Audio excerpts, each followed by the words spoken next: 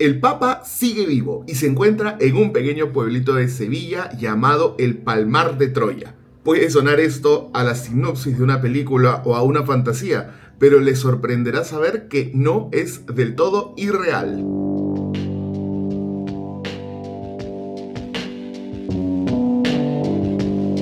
Hoy día vamos a hablar de una iglesia que tiene su propio papa, su propia basílica y sus propias reglas.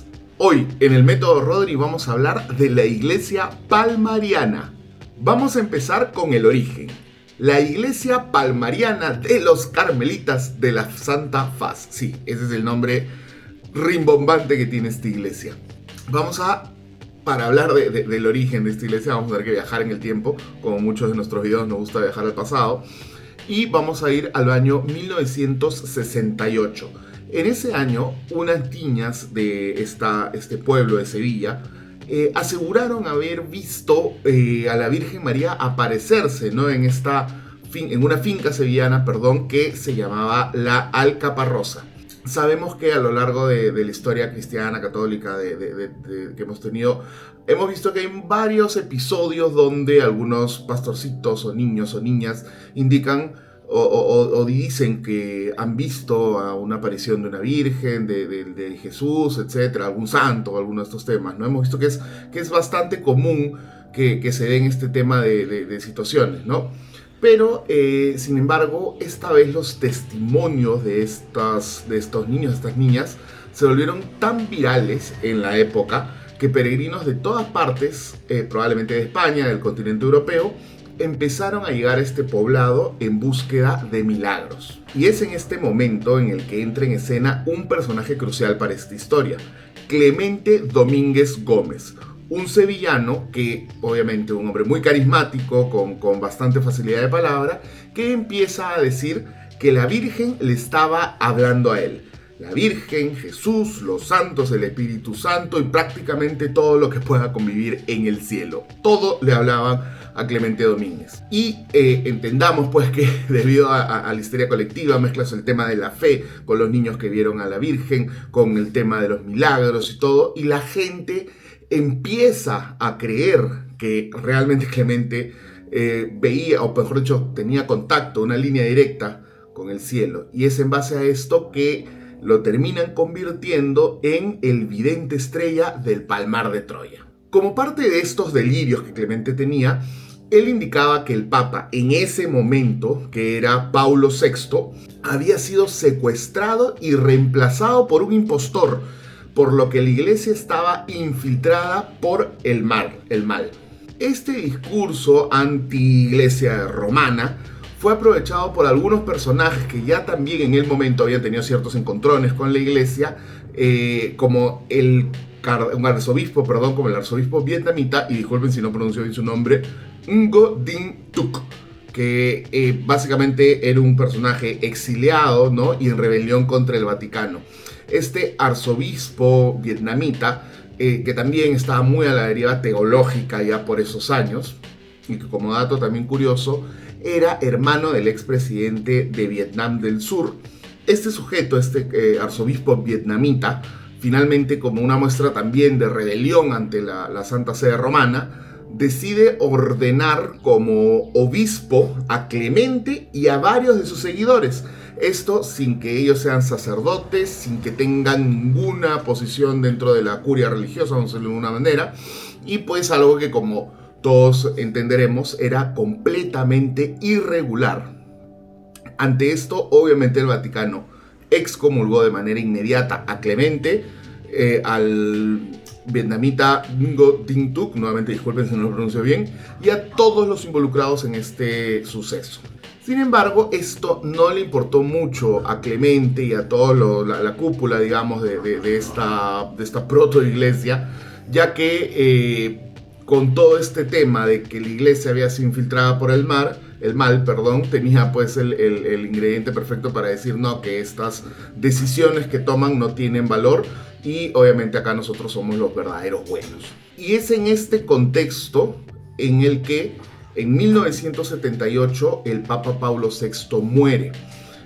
papa que de alguna forma u otra, o sea, su versión original, seguía siendo aceptada o validada por Clemente y compañía, ¿no? Recordemos que él había dicho que el Papa Pablo VI había sido reemplazado, secuestrado, reemplazado, pero que igual él al original, vamos a decir así, él sí lo consideraba bueno, ¿no? Entonces, digamos que para Clemente, Pablo VI todavía era papa válido y era su papa, vamos a decirlo así. Sin embargo, ante esta visión, este mensaje que había recibido, pues ya no legitimaba los siguientes papas que iban a venir después de Pablo VI.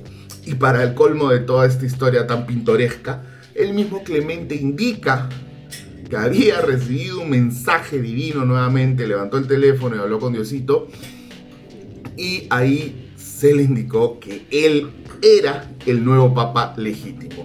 Increíble, o sea, el hombre de la nada agarró y dijo, uy no, el Vaticano son todos malos, han secuestrado al Papa Pablo VI, yo me voy a hacer papa, acá tenemos una nueva religión.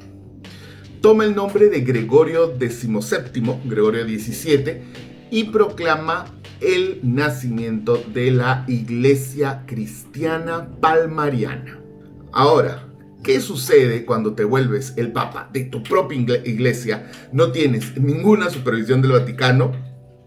Exactamente lo que creen. Locura, desenfreno, caos total. Tú puedes armar tus propias reglas sin importar lo locas que sean. Y vamos a repasar algunas de las reglas que tienen en esta religión palmariana, pues son toda una joya. Vamos a ir viendo algunas de ellas. ¿Te gustan los memes? Excomulgado. No se permite el acceso ni a la televisión, ni a la radio, ni al internet. Nada que te pueda tener en contacto con el mundo exterior.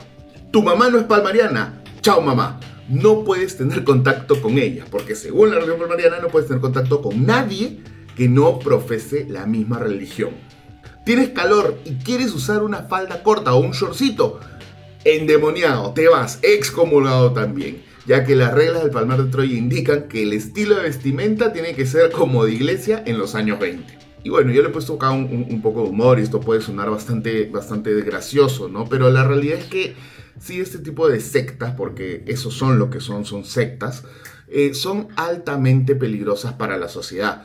En TikTok también he podido ver testimonio de personas que han salido, ¿no? de esta religión y que han perdido contacto con toda su familia, lo cual es bastante duro que tú abras los ojos, quieras salir de esta religión, pero te enfrentes con familiares aún con la venda, aún cegados, que desean permanecer en esta religión y que pierdas el contacto con ellos, ¿no? Tus seres amados de la noche a la mañana dejan de existir, para ti. Hay testimonios, como digo, de estas familias que han sido separadas o también de personas que han sufrido abusos terribles en el seno de esta secta. Abusos que hay denuncias bastante creíbles que se indican a este sujeto, a este tal Clemente, que ha aprovechado su posición para cometer ciertos abusos a grupos de personas.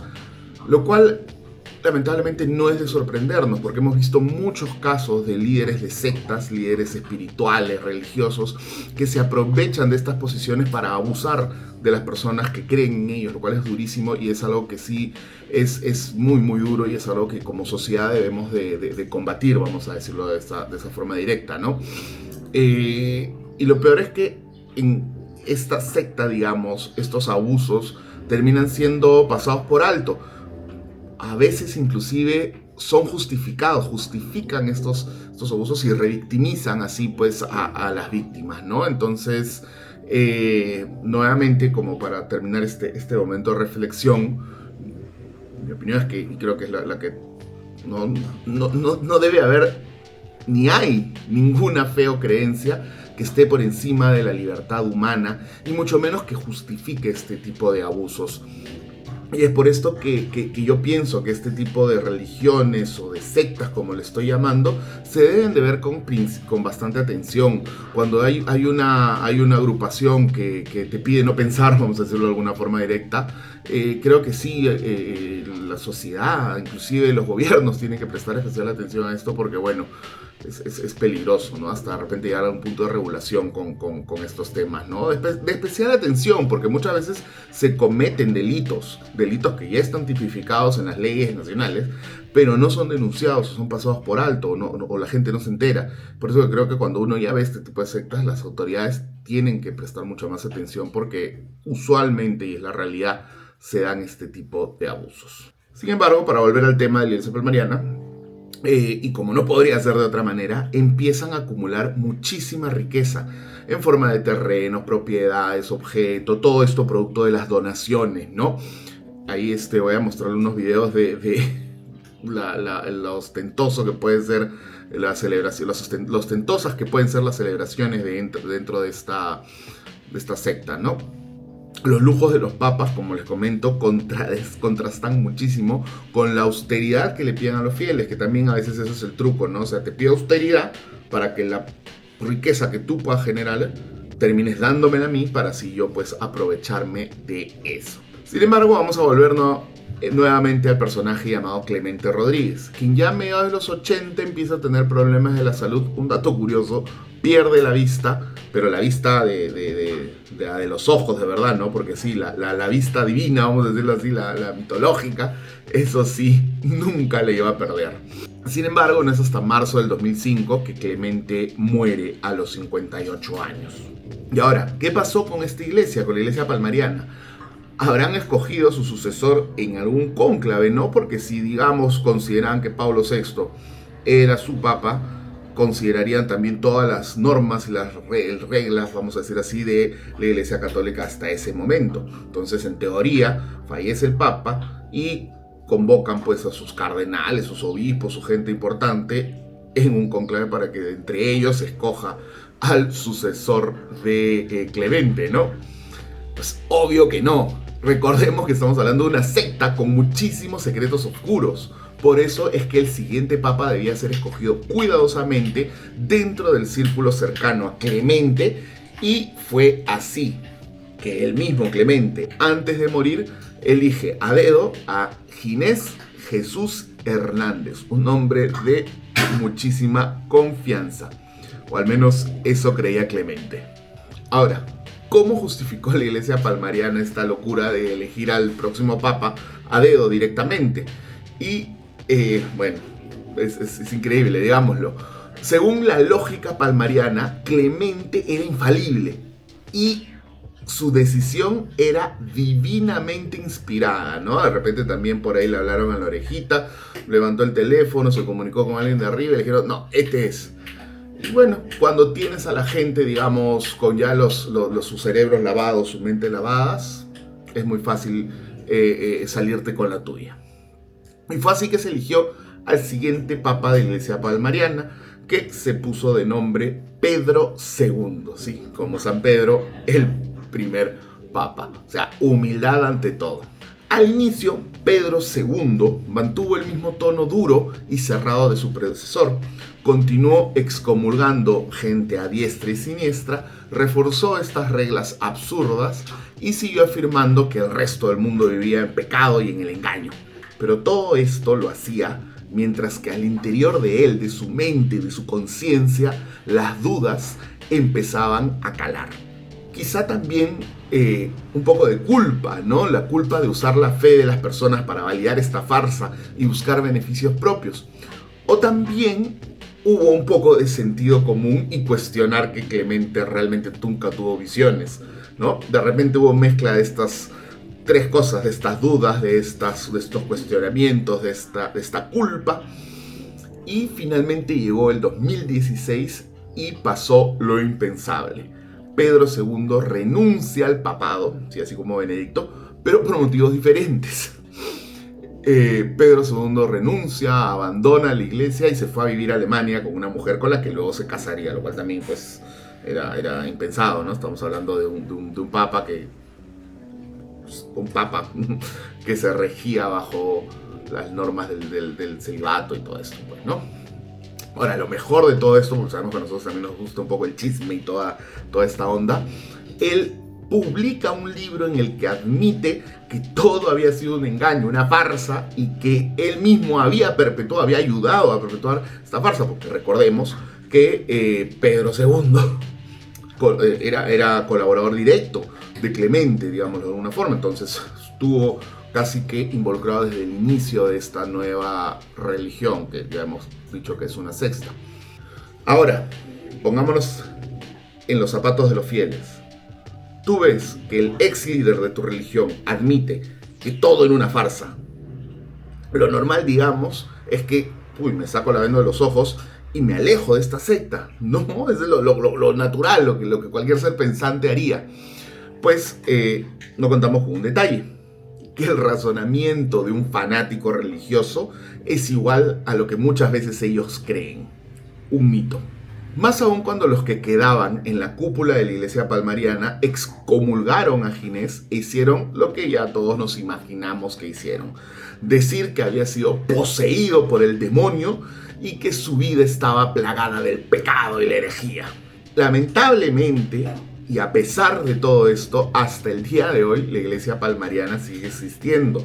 Hasta tienen TikTok. Es increíble que justamente esta tecnología a la cual sus fieles no están permitidos acceder, pues ellos sí la usan en teoría para atraer nuevos fieles. Tienen TikTok, tienen su página web, tienen sus redes sociales donde se pueden ver los videos que por ahí voy a estar poniéndoles para que también le den una chequeada, donde se puede ver pues lo ridículo de esta imagen que contrasta tanto de repente con la del Papa Francisco, de austeridad, de humildad y todo eso. Sabemos igual que Roma tiene mucha riqueza, pero digamos que hay un contraste entre lo que pregona Francisco y lo que pregona este hombre, perdón, me olvidaba, el nuevo Papa, Pedro III, ¿no? Que obviamente tuvo un nuevo Papa, igual se puso Pedro para borrar el anterior, y porque la humildad no es algo que ellos tengan siempre en mente.